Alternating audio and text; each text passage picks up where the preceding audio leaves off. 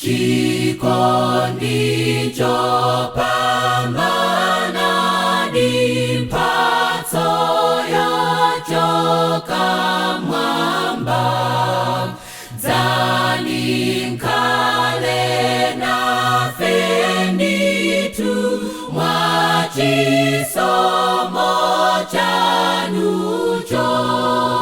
Yesu ndinu wachifundo, wachikondi changwiro.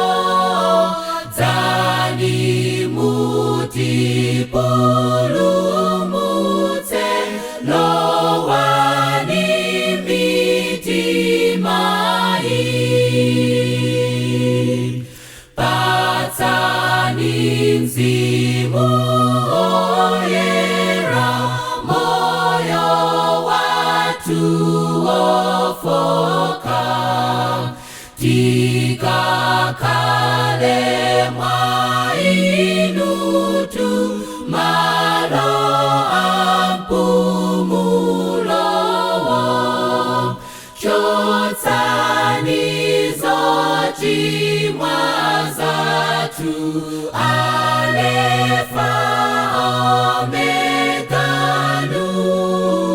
Oyamba ndi wotsiriza,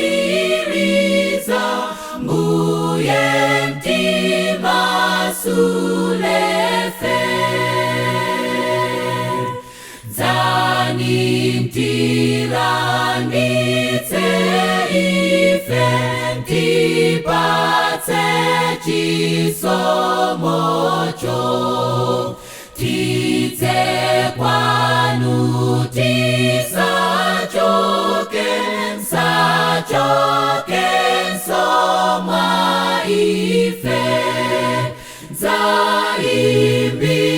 Dzaimbiranu kosatha, monga angelo mwamba.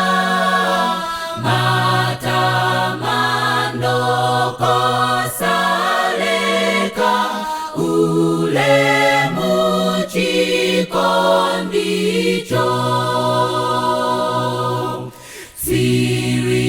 Sirizani ntchito yanu yotilenganso ife. Tiwone chipulumutso chopatsidwa kwa ife. Tisintike mlemelelo, tidzafike mwambamo.